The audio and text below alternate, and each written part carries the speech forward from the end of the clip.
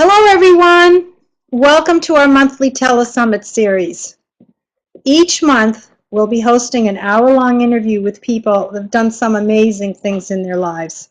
People like you and me who will intrigue, inspire, and motivate you with their words and actions, and who will tell you how they chose to live life, not just experience it. Plus, how they rise to the challenge, conquer those obstacles that we all encounter, discover new things about themselves and others, exercise positivity, and empower you to do the same.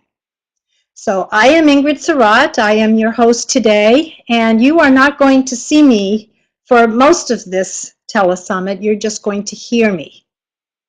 So this month we're featuring Barbara Mintzer. But I need to cover some logistics first. So everyone right now is on mute. We do have a chat room to the left of your screen, and you can type in your questions or comments. And at the end of the hour, we will open it up for questions, which you can type in and we'll respond to. So this is a live video of Barbara. And as I said, you will just be hearing my voice.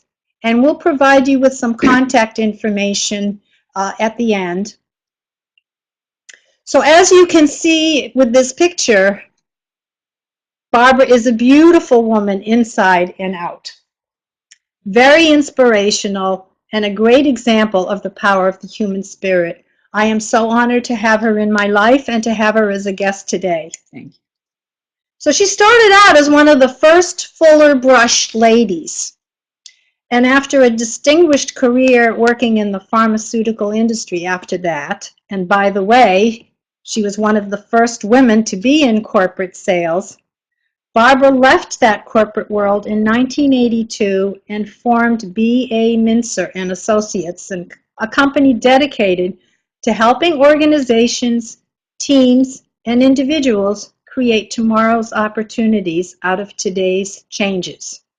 In other words, she was doing a lot of career and life changes speaking. Her motivational speeches helped thousands of people, but little did she know that she'd be undergoing her own significant changes and be presented with challenges that would deeply touch her in profound and soulful ways. So I invite you today to listen to Barbara's thoughts on illness, death, and the unexpected twists and turns of life, and how that makes all the difference in how we live our lives. So when we were talking and preparing for this telesummit, she gave me a great line, which I'm going to introduce her with, which is, "We teach best what we need to learn."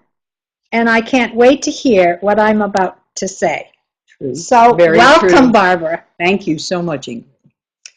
So I'd like to start with just spending a little time asking you about your background, and if you could talk a little bit about that and how it was for you to be one of the first women in this corporate sales world.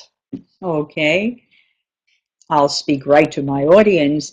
When I went into corporate sales, which was in the 1970s, they really did not have women going out into the field. I chose pharmaceuticals. I was selling drugs and pharmaceuticals. And what happened was, I felt deep within inside me that I could be a very successful salesperson because I had the Fuller Brush experience behind me, and I was determined that I was going to make a success of this sales career. I wanted it so badly. What I was not prepared for at all was the discrimination and the anger that I experienced with many of the men who were on the sales team with me. All I wanted to do was succeed, but many of them did not want me to begin with. They thought I was just going to be a nuisance that they'd have to put up with. Then, when I started making my quotas and I was doing better than them, then the real animosity came in. And it was awful, you know, when you walk into a room and everybody's talking, and then you walk into the room and it's deathly quiet. You know that they're talking about you. And I had to make a major decision. Do I not do the best that I can and have them like me? Because as many women of my generation, I was brought up to be a good girl. I was brought up that you get your value from other people liking you. And this was a real issue for me here. Do I not do the very best I can so that all the men would like me? Or do I say, you know what, if they don't like me, I will live with it, but they will respect the job that I do. And I know who I am. I cannot live with myself if I don't do the very best I can. I really believe if you're going to do something, you commit to it and do the best you can. So I did. Many as a night I would come home crying from things that were said, ways that I was treated, but I wouldn't let that show.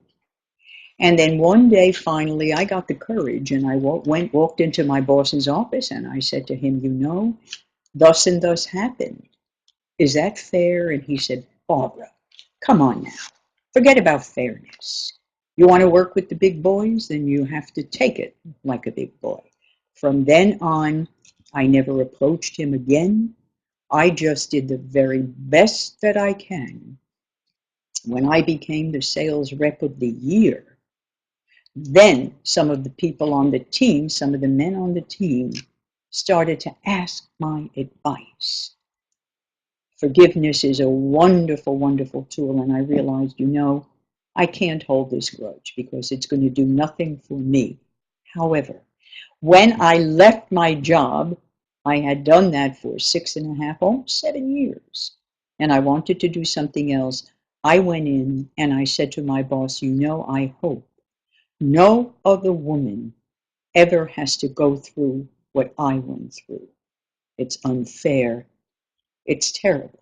And he said, I don't think so. I mean, I really don't think so. Nobody thought you would really take it and come out ahead.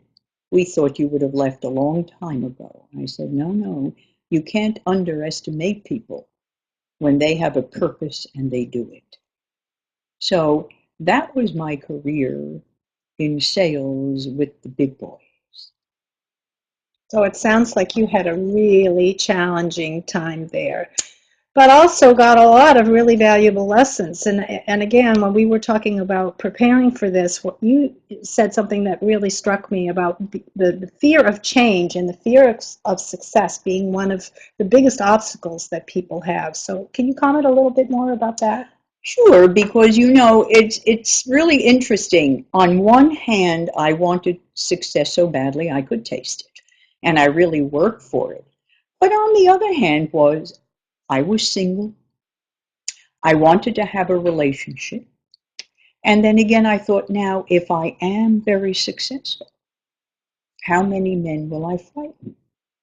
How many men will walk away from me because they'll think I'm too powerful? Remember, this was in the 1970s. Women were first starting to climb the ladder. I hope that the younger generation today is really much more accepted. I believe that it is, and that the environment is much more attractive for that. But the fear of change, the fear of success, I think that's at every level, every age in life, because when you make a change, you pick yourself up out of your comfort zone. Sometimes your comfort zone is not even pleasant, it's not even good for you, but you know what it is. Now, it's been my experience that there are two times in life that people would make a change.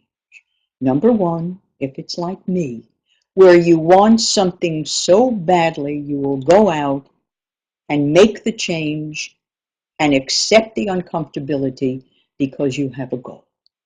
A second time is when a situation that you are now in, whether it's career, whether it's a personal relationship, a marriage, when that situation becomes so untenable that you say to yourself, I don't know what's out there.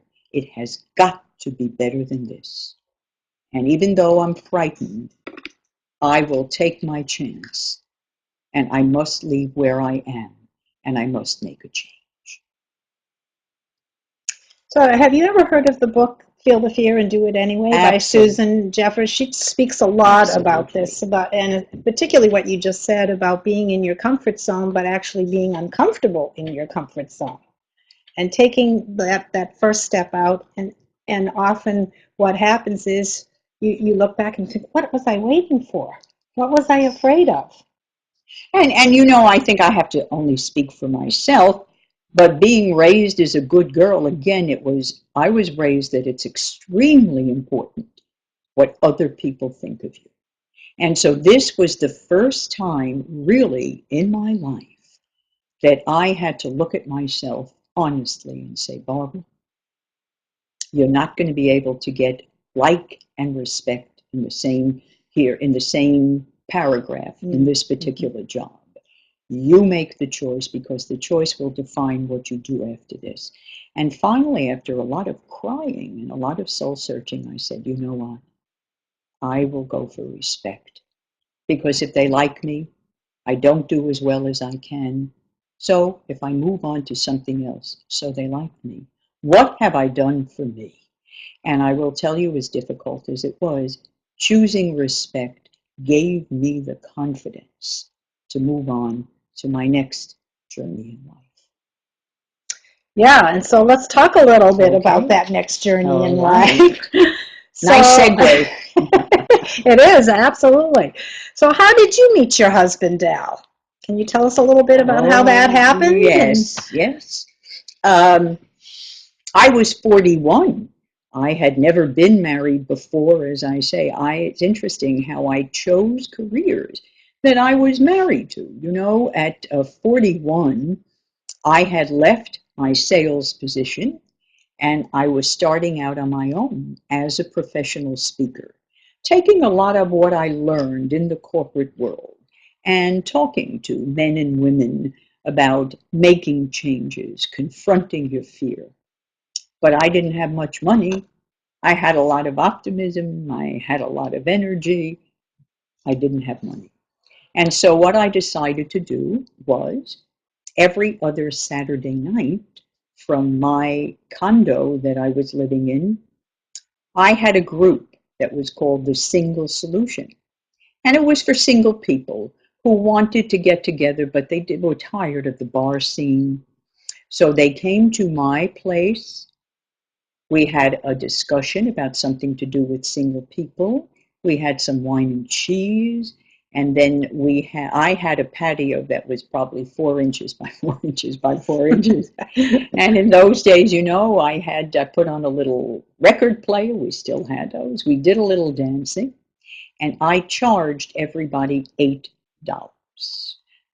I did this twice a month on a Saturday night, and that's how I made some extra money so that I could pay the bills while I was trying to get into the speaking business. And so in January of 1983, I started the Single Solution. And in April 9th, Al, my husband, had come from Massachusetts to California to be a liaison between two engineering companies for a year. I advertised in the local paper, and who would know? Unbeknownst to me, his brother lived 4 blocks from me. Go figure. I am sure I passed my sister-in-law in the supermarket I don't know how many times. So he knew the address. So he came to my Single Solution, and as he tells everybody, he said, I walked in, I saw Barbara. I said hello, and she said $8. That's it, $8. If you $8, I'll give you a hello. And years later, many times in our marriage, I would say to him, Al, look what you got for $8. You can't even get a latte today for $8. Look what you got. And that's how I met him. And interestingly, life does what it does. There's a wonderful saying. It says, I like to take my days one day at a time, but sometimes they all gang up at me at once. And that's very true, because I thought first I'll have my career. Then I'll have a marriage. Well, my career and my marriage came at the same time. As I was going out speaking and I started dating Al, there was someone in the audience in one of my talks who was with Career Track, a public seminar company, who heard me speak and went back to Career Track and said, I think you would want her as one of your trainers. And so I married Career Track when I was 43, and I married Al when I was 44. And I juggled two marriages, if you will, for almost 9 years. But what I will say, two things. Number one, working for Career Track, doing the same seminar over and over in many different cities. While it got to be tedious, it was the best experience for going out and being a professional speaker because you know the material so well. You know the content so well, you have the confidence to add humor, to be yourself, to finesse a subject, you learn pacing and timing. That really made me the speaker that I was for so many years after I left Career Track. As far as Al, I can say this unequivocally. He was my biggest support. When Al asked me to marry him, frankly, I was very frightened. He had been married 31 years before in a very traditional marriage.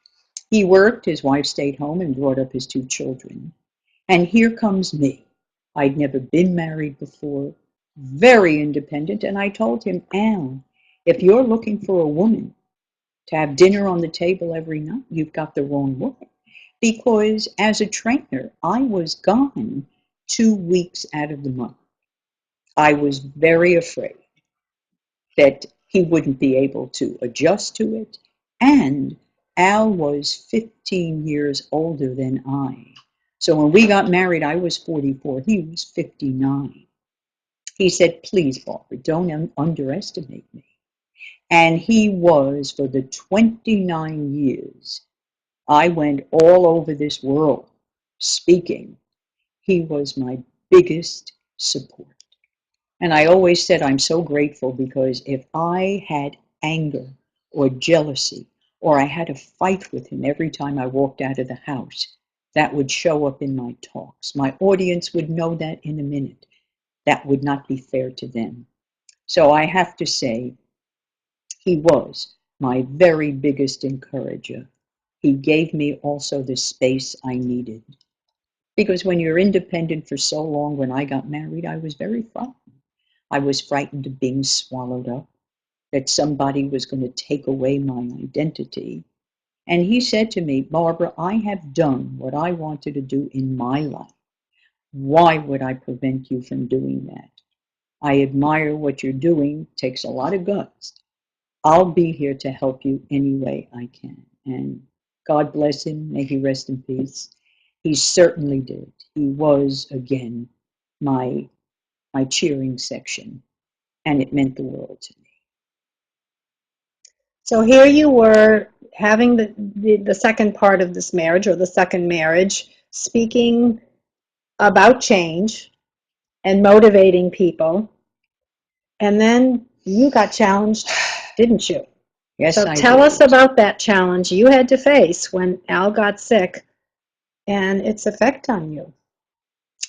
Well, you know, when I turned 65, Al turned 80, I was still on the road and I was traveling all over. But at 80, 81, I started to see a change in him. I started to see cognitively he was not as sharp. Certainly physically, I could see a difference. And I said to myself, at some point here, I have to make another crucial decision in my life. How can I continue to be on a stage, giving lectures, giving it everything I have? After all, the audience deserves that. And I'm worried, what happens if he turns on the stove and he forgets to turn it off? What if he falls? After all, of the two marriages, of course, Al was the most important to me. And I will never forget when it happened. I was in Seattle. I had given a talk. We had a reception after the talk. I shook I don't know how many hands. And I went back to my room. It was pouring out. It was just pouring out. And I lay down in bed. And I called Al to see how he was. And there was such a loneliness in his voice. Gee, he said, I really can't wait till you come home. I said, Al, are you okay? He said, I'm okay, but I really wish you were here. And all of a sudden, there was that voice deep inside me that said, Barbara, it's time. Come home. It's time you come home. You're motivating and taking care of everybody all over the world. And the person you love the most needs you right here at home. You cannot deny this. Al knew how hard I worked for my career. He would never say to me, give up your career, come home. He wouldn't do that. And number one, he said, if I did, I didn't want you to wake up one day and resent me because I made you give up your career. So I knew he would never say anything, but that voice, it came from within. You know, that's the spirit. That's, I believe, the presence of a higher power within us that talks to us on a level that's heartfelt. And it said, Barbara, you're needed at home now. You need to come home. So I came home and I said to Al, you know, Al, I've decided I'm just really tired after 29 years on the road. I went through menopause on the road somewhere. I think I went through menopause in an airport someplace. I said, I'm really tired. I've given it everything I have. I really want to come home now. I think I've done enough. Oh, don't do it for me. I said, I'm not doing it for you. I'm doing it for me as well because I'm tired. And I always used to say the obstacles I faced were nothing because I wanted to speak so much. I said, now after 29 years, the speaking I'm doing is really not overcoming the obstacles. I'm tired. I had a good piece of work. It's time. So I came home, and Al was 81 when I came home. And I really saw him, you know, I was so grateful and glad that I came home because 81, 82, 83, and 84, he really, again, each year, not appreciably, but each year you could see he went down further. And then when he was 85, 2012, last year, 1 month after my 70th birthday, he had a stroke. He had the stroke and went into the hospital and then went into rehab. And in my false expectation of who I was, because I believed if you give everything you have, if you have enough love, you can change things. I looked at myself and I said, all right, Barbara, now it's your responsibility to get him well. He'd been through other physical challenges and he came through. I mean, just came through. At 85, he was 85, I was 70. This was the retirement that we finally were going to have. Nothing huge. We were not taking trips to Europe. We were just going to be with each other and able to enjoy a quiet life together. I was finally home. Because of that, and it was a dream that I really did not want to give up on, I gave myself the expectation that I was going to be able to save him. He was going to get over this because he loved me and I loved him, and that was going to work. I denied the severity of the stroke because I couldn't see it. It was too painful. It was so hard for me to see life without Al. Isn't that something? This independent woman who years before didn't even know if I wanted to get married. That's how independent I was. And here I am, 30 years married, thinking, oh my God, I can't live without him. He has become my life, because when you're a caretaker, and I had been a caretaker pretty much for 4 years, you enmesh yourself with the other person. I truly didn't have an identity. I mean, it's very humbling and hard for me to say that now. Al's gone a year now. But my identity was just Al's wife, his caretaker. That's it. There was not Barbara separately. That's because this man was so good to me. I wanted to do whatever I could. I really lost, I can't believe it, but I lost my own identity, my purpose, and I gave it all to him. And in spite of everything, he died. And I couldn't accept it. I thought, how can that be? I gave him all the love, all the encouragement. Did he leave me? If he loved me as much as he said, how could he leave me? And I had, along with the shock, I had anger. And I didn't know where to put it. I was angry at God for taking Al. I was angry at Al for leaving me. I was angry at me for not being able to do more. I was angry at the doctors. I felt they should have done more. And then I came home and I walked into a house that was deafening, deafening in its silence. Because Al and I never had any children, it was just he and me. He permeated that house. And now I came home. I no longer had my husband. I no longer had my purpose.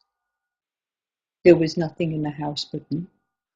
And because I didn't have anything inside of me, I just gave it all away. I wasn't able to eat properly. I didn't sleep, and I had absolutely no resources. The house became a prison, and yet I was afraid to go outside of it. I went into a very deep, deep depression. I didn't know how to get out of it. And people not knowing how to help me, meaning well, said to me, oh, Barbara, look at you. You have motivated thousands upon thousands of people. Why don't you just look at what you told them and do it?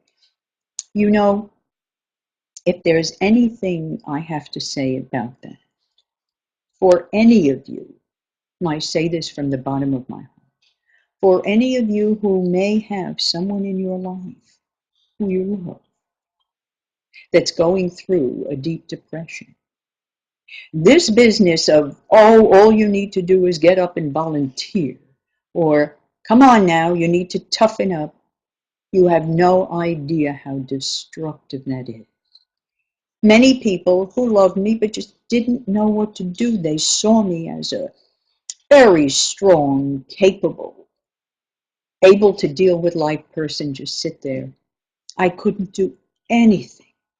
I wouldn't answer a phone. I wouldn't walk out of the house. I had no affect. I mean, I just felt totally abandoned.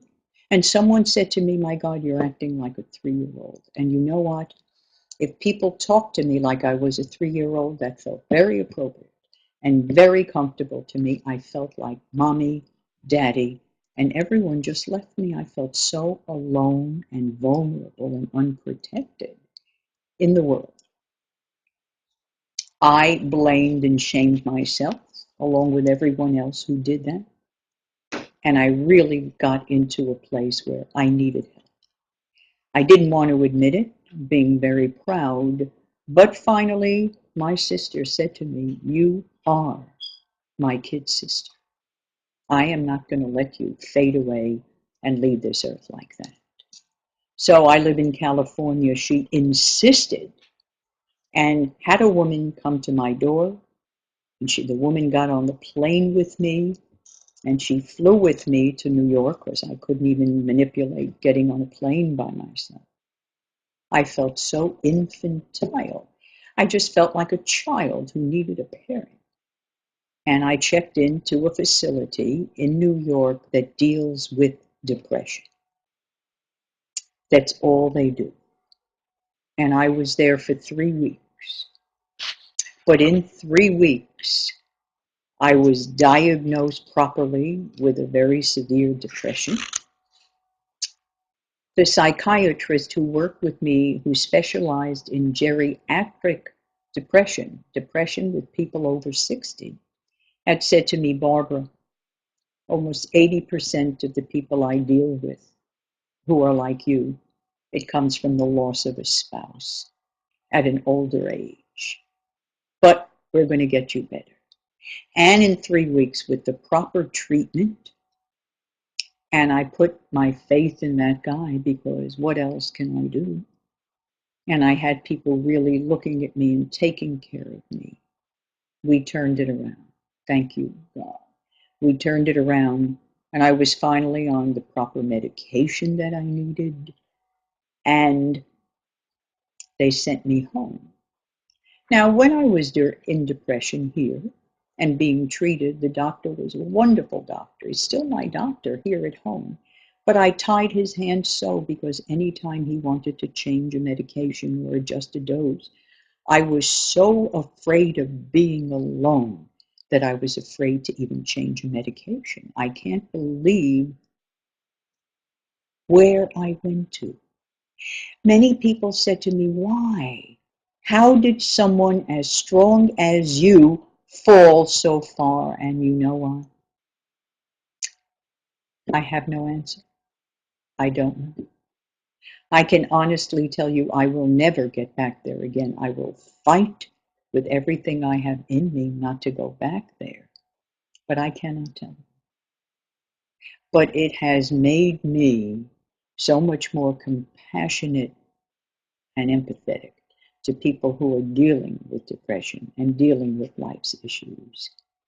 It was humbling, absolutely humbling. And I believe you can't go through what I went through without coming back stronger. And I believe I am. I have resources now. I have friends. I have family. I have medical professionals.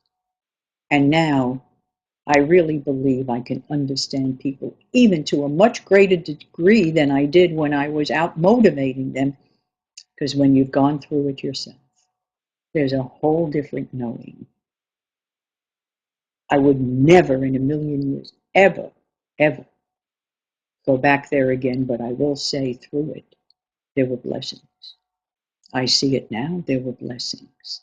Even through Al's journey, his sickness and his death, and even through my depression, I came to meet people who were wonderful people, powerful people in my life. Woman who is my therapist now, the woman who leads a group therapy group that I go to. Powerful women I so admire who have helped me. And my sister. My sister is 8 years older than me. She lives 3,000 miles away, and we were never, never close. We never had a close relationship at all. She's very different than me. But I was and am her kid sister. And she said, I am going to help you in any way I can. And through that crisis, she and I, can you imagine, have gotten closer than we ever have. It'll never be a very huggy, kissy kind of relationship. We're different people. But she saw what I went through, and she's there to help me. And I would have never, never expected that. I mean, she went above and beyond. The call of duty, her husband told me she just stopped her life when she thought I could lose mine. And I'm grateful for that. What did I learn? I learned a number of things through this whole thing. What I learned going through that severe depression when Al died, number one, you cannot love someone into living. I thought my love, as strong as it was going to keep him alive. It was his body. It was his stroke. It was his time. All the love in the world couldn't do that. I believe personally that every human being has a contract with God. When it's their time, that contract is inviolate. As much as I loved Al, that was a place I couldn't go to. That was not for me. That was a totally different relationship, Al and God, and Al and me. And I couldn't play God. And I have learned I cannot. I cannot love someone into living when it's their time. Number two, the hard lesson I learned is denial is dangerous. It's dangerous. I denied the severity of the stroke. I couldn't look at it. I couldn't. It was too frightening for me. I couldn't even have the concept of he wouldn't be here. And that set me up for a huge fall because I refused to see reality the way it was. And the expectation that I placed on myself was so out of the normal range. No matter how you looked at it, I was going to blame myself. But number three, you can go to the bottom, and believe me, I went to the bottom. There's always redemption in this world. This is a God of second and third and fourth, and I don't know how many chances. We can always come back. And I've come back very, very grateful for what I had. When I was in the facility being treated, someone said to me very wisely, Barbara, don't focus on what you lost. Focus on what you had and what you have.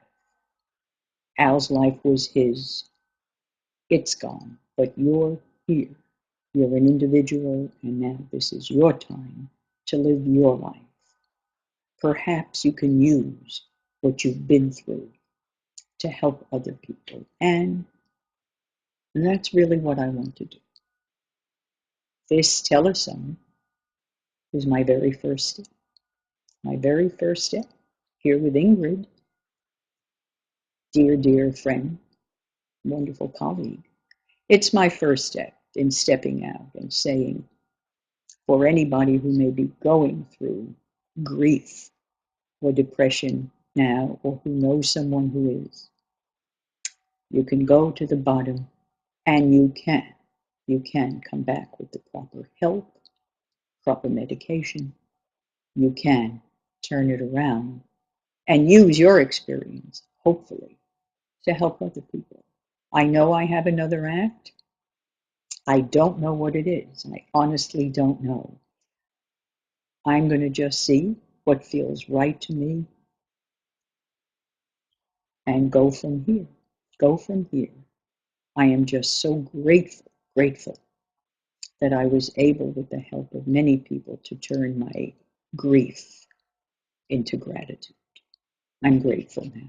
Now it's my life for however long I have it.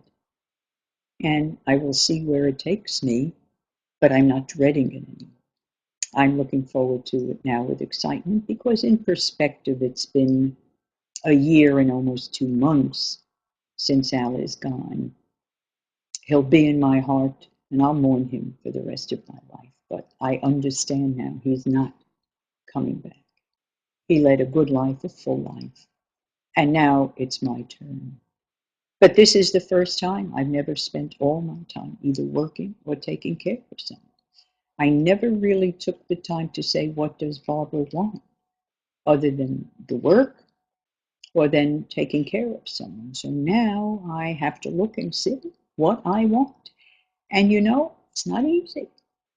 Having never given myself the permission to even entertain, what is it that you want?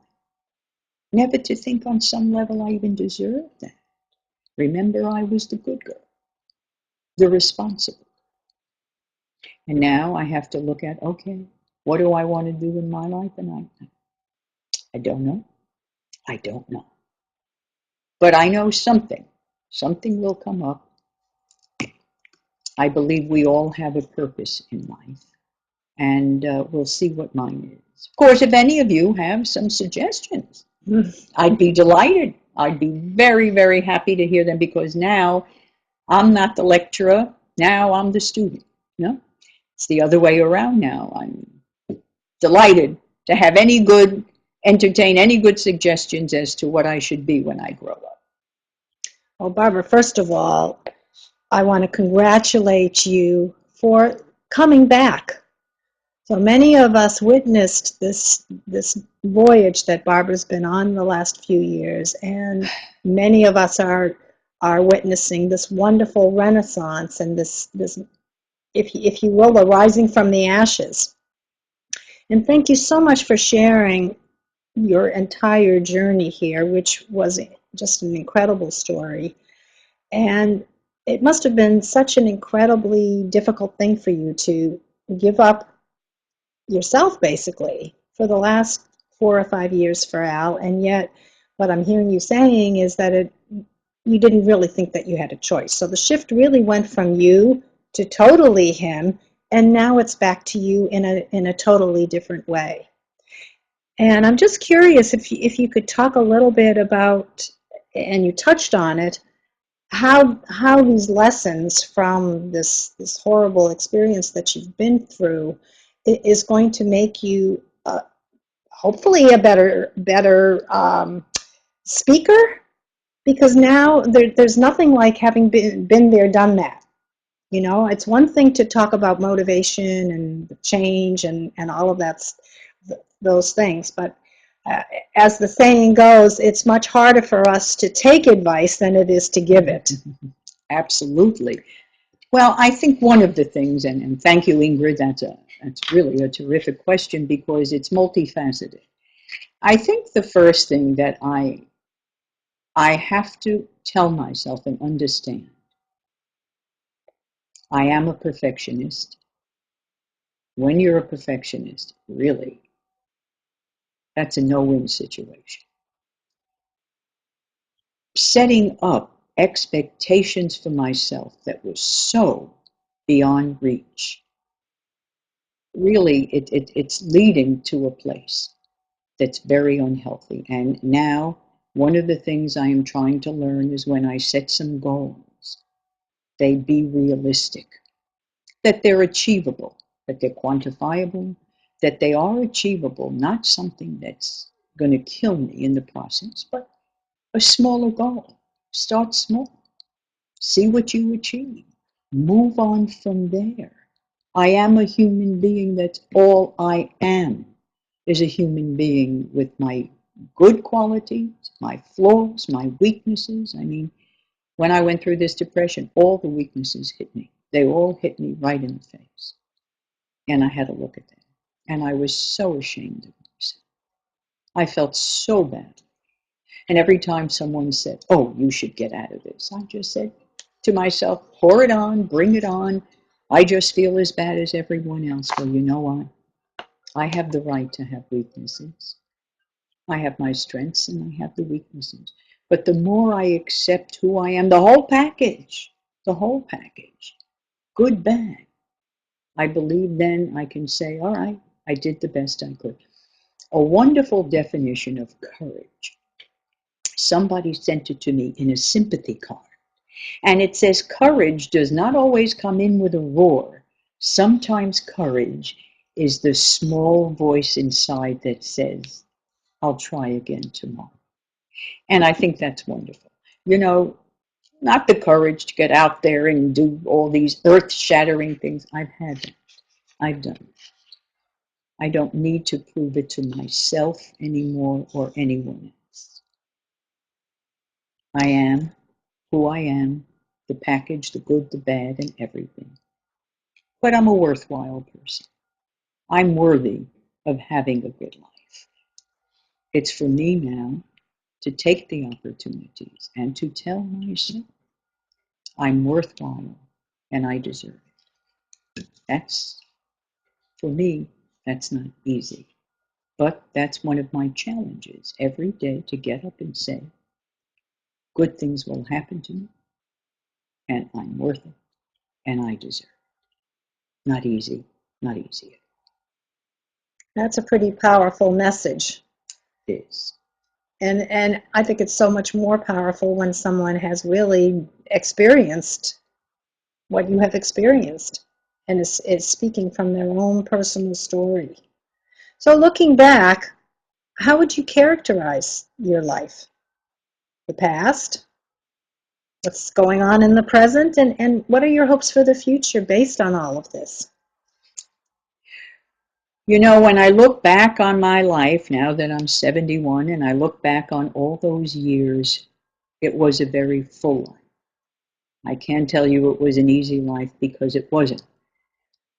A lot of that, my own choice, the particular careers I chose, they took a lot out of me.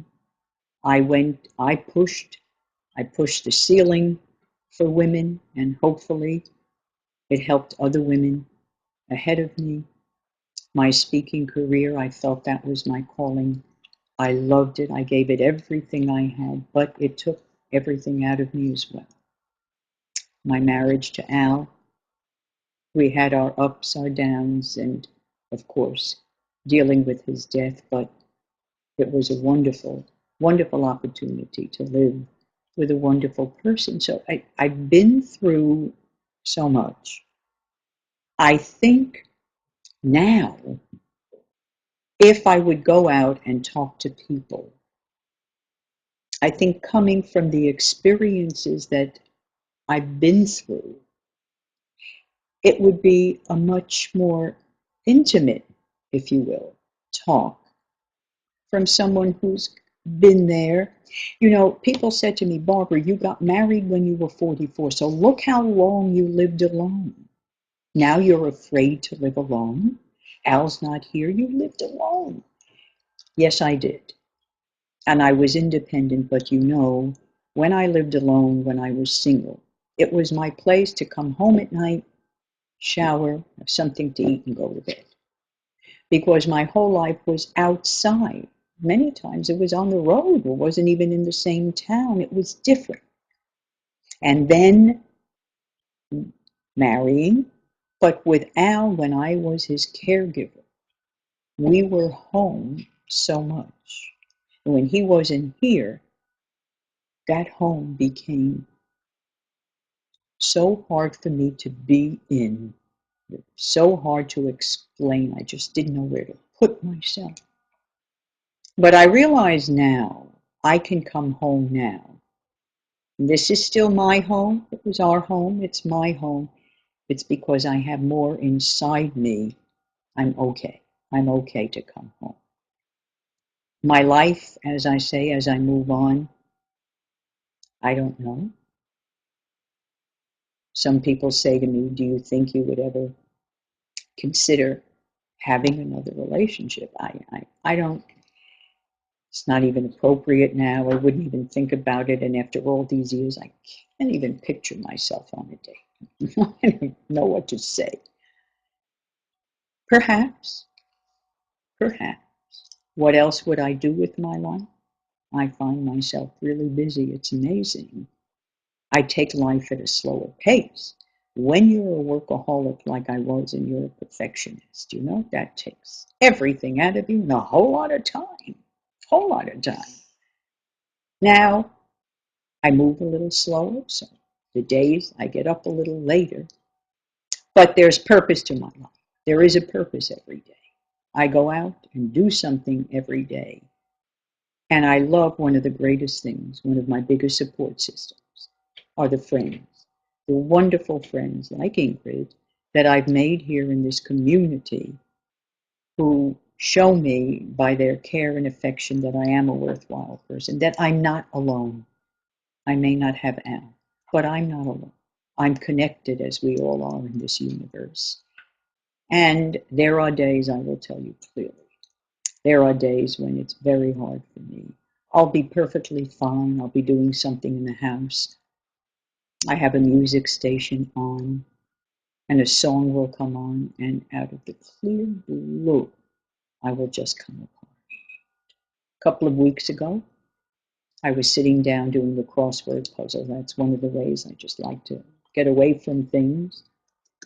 I put on a station that just had nice instrumental music, and I'm busy doing my crossword, and all of a sudden, violins were playing Love is a Many Splendid Thing. It tore me apart. It just tore me apart. I don't know if it was the poignancy of the violins. And I realize now that's grief. That's not depression. I can differentiate between the two. Depression was immobilizing. I couldn't move. It overtook me. Grief is, oh, that boy, do I feel sad. Boy, do I miss out. I cried, got over it, went to bed, got up the next morning, and did what I had to do. And I understand that grief comes when you least expect it. I can have these experiences now. They don't have me. That's the difference. I can have an experience of sadness and grief. I don't have to let it have me. I don't have to be so frightened when it comes on. It's only the importance that I give it.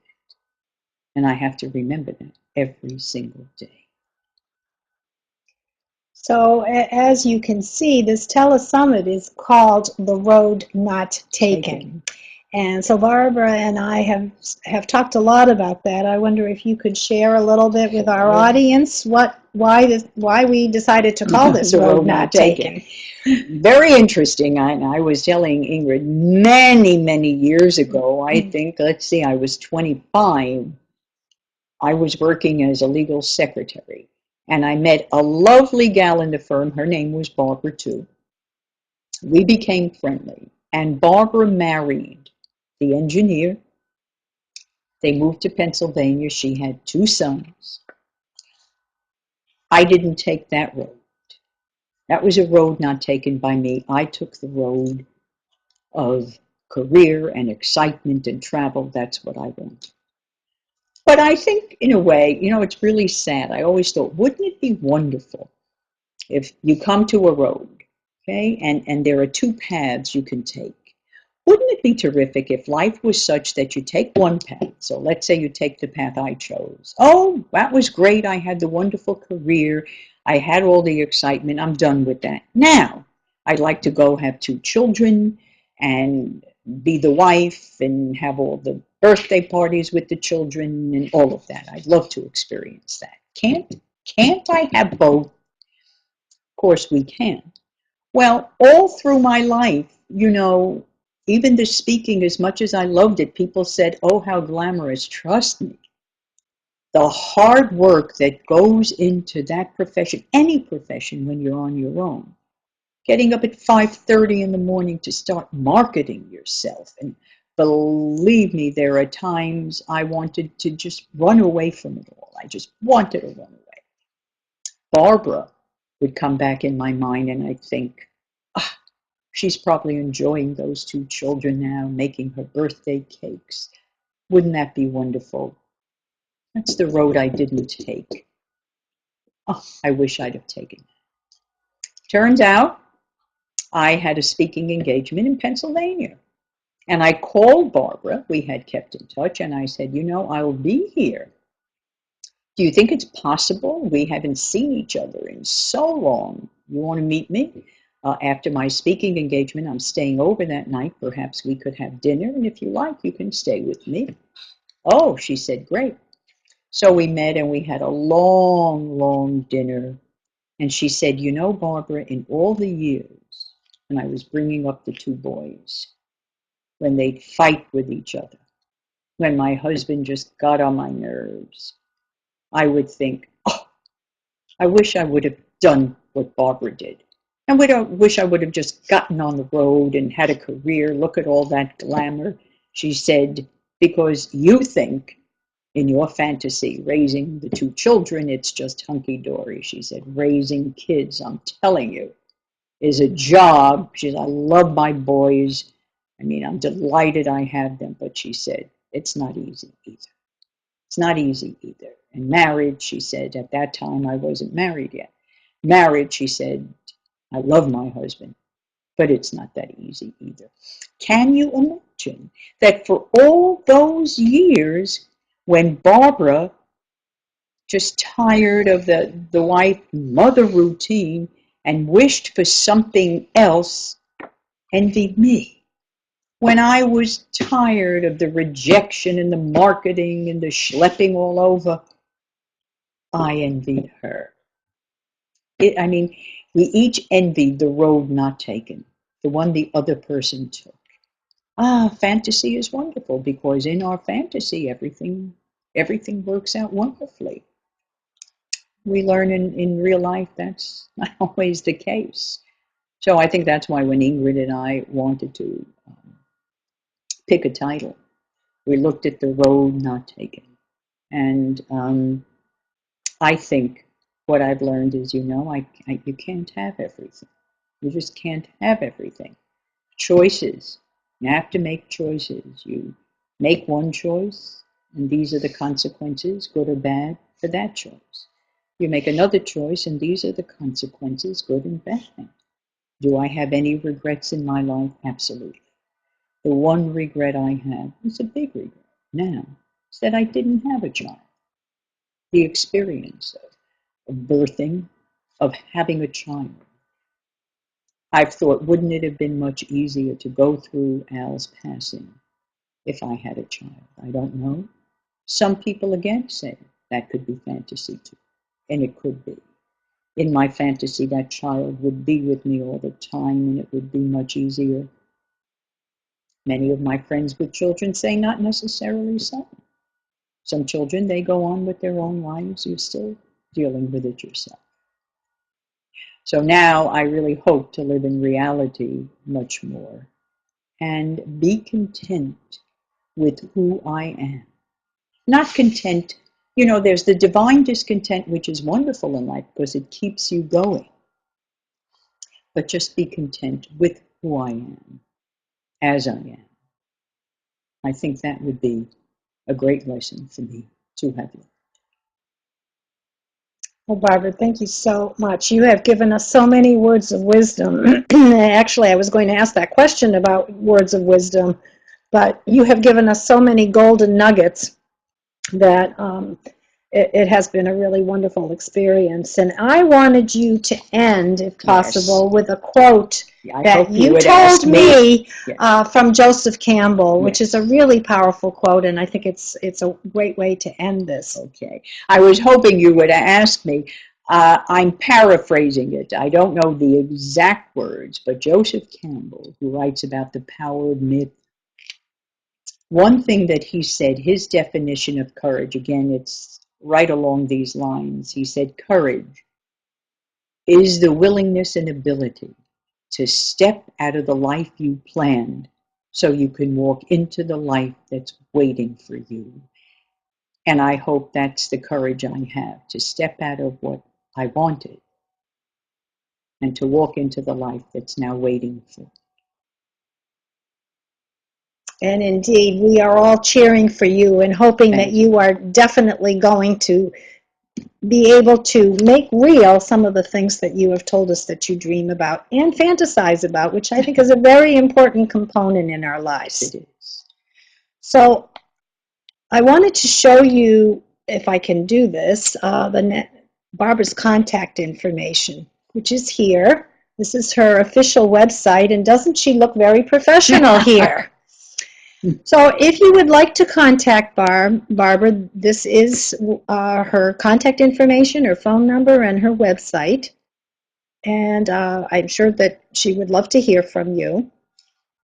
And I am going to show you what I look like for a minute. Hi. Hello, everybody. This is me. And I'm going to put you back to Barbara. And this is my website. And I would also love to hear from you. As you can see, I am a transitions, career, and life coach. This is my contact information, phone number, website, etc. So I will put it back on Barbara's website. And I would love to entertain any questions or comments that any of you might have. You could type it into the chat room, and we would be happy to answer those. Absolutely. So does anybody have any questions or comments?